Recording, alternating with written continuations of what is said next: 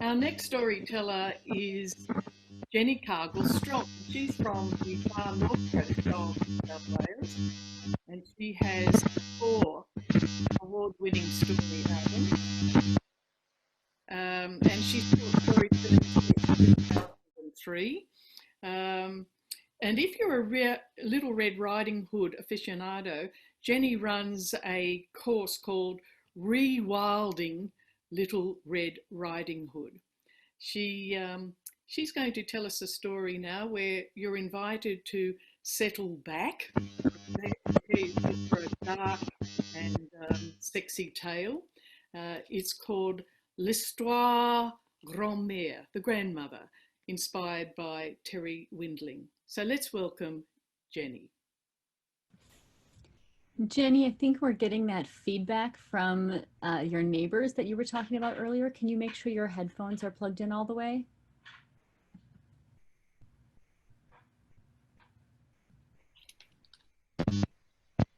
Yeah. Okay.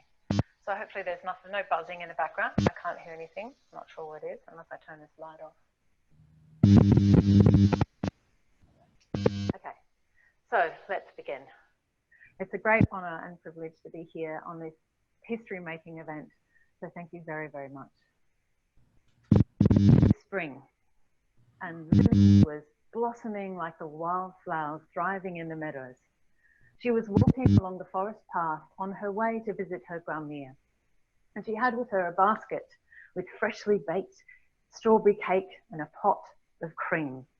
But she didn't get very far. Well, she got about halfway, and then she had to stop because blocking the path in front of the fork in the path, there was a very handsome young man with piercing blue-grey eyes. About the way that he was looking at her that made the blood pound in her ears. He doffed his cap. Today, mademoiselle? Where are you off to? And which path are you taking? I'm going to meet my Grandmere, and I walk alone. Ah, well, then perhaps we should have a race and see who can get there first. I believe I know where your Grandmere lives. And without waiting to reply, the young man set off. But as soon as that young man was out of sight, he took his weapon form, for that young man was a bazoo, a werewolf. I'm so sorry to interrupt you. The feedback is getting really strong. Could you undo those headphones and see if that helps? If I take the headphones out? Yes, can you unplug them? We apologize, everyone, for the technical difficulty. Is that better? Yes, it's gone now. Thank you. I apologize for interrupting. You can back up a little bit and go again. Okay, all right, no worries. So here we are on the forest path with Lily, and she sees this handsome man, the blood's pounding, and off he sets. Well, meanwhile, Grandmere had decided that she was quite ready to leave the mortal realm. She had said her prayers and she was waiting. But she never expected death to be so handsome or so quick. Those piercing blue-grey eyes were the last thing Grandmere ever saw, and he lapped her up, flesh, blood, and bone. Then he scooped up the bloody sheets, threw them in the cupboard, threw fresh ones on the bed, jumped into bed, pulled the bedclothes up to his nose, just in time as Lily's knock came at the door. Grandmere, it's me. And to herself, Lily said, oh, I think I've beaten that young man. Seems he wasn't such a fast runner anyway. In she came and put the basket on the table. Hi, Grandmere. Oh, why is it so dark in here? You didn't open the curtains yet. Oh, never mind about that, darling. But Grandmere, also, it smells of damp dog and blood sausage in here. Ugh. Never mind, sweetie. What about you? Oh, you must be so cold and tired from your journey. Take off your clothes and sit beside me. But with every word the bazoo spoke, he cast an enchantment over Lily. And so she said, Grandmere, what shall I do with my apron? Throw it on the fire, child. You won't need it anymore. What shall I do with my shawl? Throw it on the fire, child. You won't need it anymore. And so the striptease went on, the young girl throwing one piece of clothing after another onto the fire until at last she stood naked. And then she said to Grandmere, Grandmere, how hairy you are. Oh, the better to keep you warm, my dear. But Grandmere, what big arms you have. Oh, the better to hug you with, my dear. But Grandmere, what big ears you have. All the better to hear you with, my dear. But Grandmere, what big teeth you have. All the better to eat you with, my dear.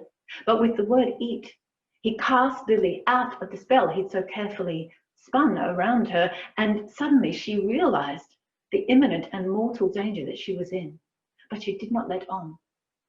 She simply said, oh, Grandmere, I've just realized I'm desperate to go to the toilet. I'll need to run outside. No, do it in the bed. Grandmere, no, it's number 2. Still, do it in the bed. No, I must go outside.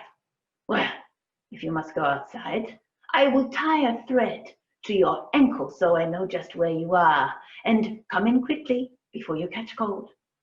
So he tied a strong thread around Lily's ankle, and she ran outside, and soon she found Grandmere's gardening scissors, snipped the thread, keeping the tension, tied it around the plum tree, and ran, naked as she was, towards the river. Meanwhile, the bazoo sat impatiently in the bed. Are you finished yet? Silence. Are you watering the grass or feeding the trees? No answer. Out he went and saw that the thread was tied to the tree. He lifted his snout to find her scent, and then following Lily's scent, he bounded after her towards the river. Lily arrived at the river and looked across to see that there were 3 laundresses working on white linen. Please, please, help me cross. Yes, darling, yes, hold on. And they threw a white sheet across the river. And they pulled her through the dark, cold current up to the other side, wrapping her in a big towel to keep her dry and warm, just as the bazoo reached the opposite bank. Help me across.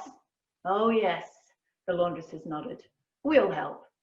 They threw a sheet across the river, and they pulled him into the deep, wide current. But when he got into the middle, they let go. And they say that unnatural creature was swept away and was never heard of again. Meanwhile, they rubbed Lily dry, and they held her until her shivering subsided. And then they dressed her in a fine new dress with a matching hood and cloak. Some say it was red. And Lily thanked the laundresses. She hugged them and kissed them and thanked them 1,000 times before running home to her mother, where she told her story again and again until it felt easier to tell. And that story was told and retold until at last I got to hear it so that I could tell it to you. And I believe that Charles Perrault would have heard that story and been influenced by it when he wrote Le Petit Chaperon Rouge, Little Red Riding Hood. I'll let you guess which version I prefer. And perhaps one day, if you come across a dark character like a werewolf, or perhaps somebody escaping somebody like a werewolf, you'll know just what to do. Snip, snap, snout. My tale is out. Thanks for having me. Thank you, Jenny. It's wonderful to have a dark tale in amongst our stories. We've had